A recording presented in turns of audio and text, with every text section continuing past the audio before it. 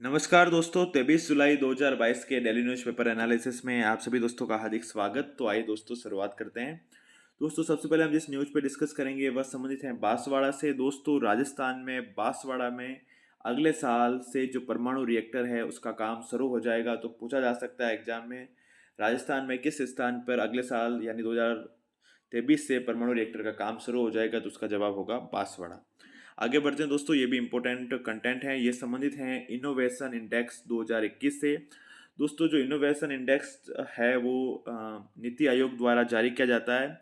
इसकी शुरुआत 2019 से हुई थी, उसके बाद ये 2021 में रिलीज किया गया और इस बार 2022 में 2021 का रिलीज किया गया, यानी तीसरी बार जो है इनोवेशन इंडेक्स जारी किया गया है। और इस इनोवेशन इंडेक्स में राजस्थान की जो रैंक है वो 12वीं रही है, और उससे पहले भी जो दूसरा इनोवेशन इंडेक्स आया था उसमें भी राजस्थान की रैंक 12th ही रही थी, यानी राजस्थान की रैंक में कोई परिवर्तन नहीं आया है। इनोवेशन इंडेक्स 2021 में टॉप किया है कर्नाटक राज्य में। ओवरऑल जितने भी राज्यों की बात करें उसमें कर्नाटक राज्य ने टॉप किया है, क्योंकि वहाँ पे क्या है दोस्तों की जो है मानव पूंजी उस पर काफ़ी अच्छा निवेश किया जाता है। 15 विद्यार्थियों पे शिक्षक है, आईसीटी लैब्स काफ़ी अधिक है। पहाड़ी राज्यों की बात करें तो पहाड़ी राज्यों में टॉप किया है दोस्तों मणिपुर ने, और केंद्र शासित प्रदेशों में टॉप किया है चंडीगढ़ ने। अब दोस्तों इनोवेशन इंडेक्स के लिए जो है कौन कौन से पैरामीटर्स होते हैं जिनके आधार पर जारी किया जाता है, तो वो कुछ जो प्रमुख पैरामीटर्स है वो है मानव पूंजी, बिजनेस एनवायरनमेंट, इसके अलावा इन्वेस्टमेंट। ये तीन चार जो हैं प्रमुख पैरामीटर होते हैं। कुल मिला के ऐसे इस बार 66 के करीब जो पैरामीटर्स हैं वो जो हैं यूज किए गए हैं। राजस्थान की बात करें तो जो राजस्थान है, राजस्थान ने सबसे अधिक अंक प्राप्त जो किए हैं वो बिजनेस एनवायरनमेंट जो पैरामीटर उसमें प्राप्त किए हैं। 33.39 मार्क्स प्राप्त किए हैं, जबकि इन्वेस्टमेंट में राजस्थान का परफॉर्मेंस सबसे खराब रहा है। 5.61 जो है वो इन्वेस्टमेंट में राजस्थान का परफॉर्मेंस रहा है। तो इसके बारे में थोड़ा सा पता होना चाहिए। इनोवेशन इंडेक्स राजस्थान की रैंक कौन सी रही, 12वीं। टॉप किसने किया, कर्नाटक ने। पहाड़ी राज्य में टॉप किसने किया, मणिपुर ने।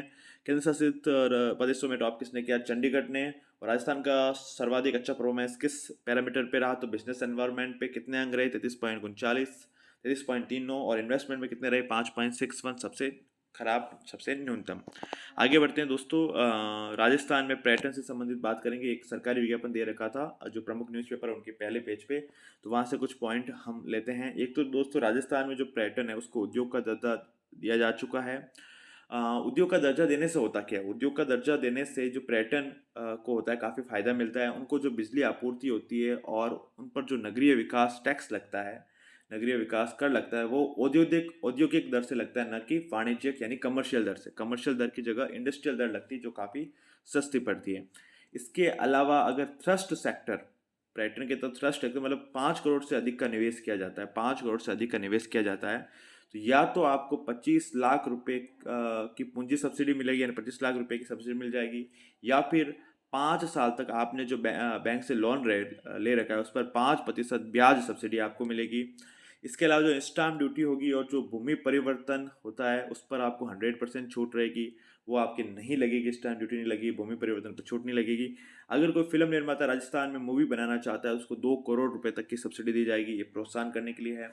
इसके अलावा जो पर्यटक है उनके ठहरने करने के लिए आप अपने घर में गेस्ट आवासीय जो भवन होते हैं वहाँ पे आप गेस्ट हाउस बना सकते हैं। 6 से 20 रूम तक, कम से कम 6 और मैक्सिमम 20 रूम आप गेस्ट हाउस के रूप में शुरू कर सकते हैं अपने घर में। और होम स्टे जो आजकल काफ़ी प्रचलन में रहते हैं पर्यटक स्थलों पे, वो भी आप शुरू कर सकते हैं अपने घर में। मैक्सिमम 5 रूम और मिनिमम जो है 1 रूम आप होम स्टे के रूप में दे सकते हैं। आगे बढ़ते हैं दोस्तों, ये न्यूज़ है द्रौपदी मुर्मू से। वैसे हमने इसके बारे में काफ़ी पहले ही डिस्कस कर लिया है, लेकिन फिर भी कुछ फैक्ट देख लेते हैं। द्रौपदी मुर्मू भारत की 15वीं राष्ट्रपति बन गई हैं। वो रायंगपुर उड़ीसा से आती है और रायसेना हिल्स तक उनका सफ़र रहेगा। रायंगपुर उनके गांव का नाम है। वो शिक्षक के पद पे रह चुकी है, जूनियर असिस्टेंट के जो है पोस्ट है उन पे काम कर चुकी है।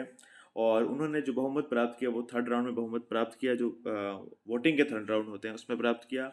और पहली आदिवासी जो राष्ट्रपति वो बनेगी, महिला पुरुष दोनों को मिला के। तो द्रौपदी मुर्मू के बारे में कुछ फैक्ट रहे हैं। बाकी और भी जब वो शपथ लेंगी तो और कोई फैक्ट आएंगे तो वो भी हम उसे ऐड ऑन कर देंगे।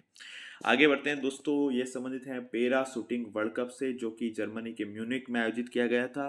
भारत ने इस पैरा शूटिंग वर्ल्ड कप में 10 मेडल जीते, जिसमें से 6 गोल्ड थे, और ये भारत का अब तक का बेस्ट परफॉर्मेंस है।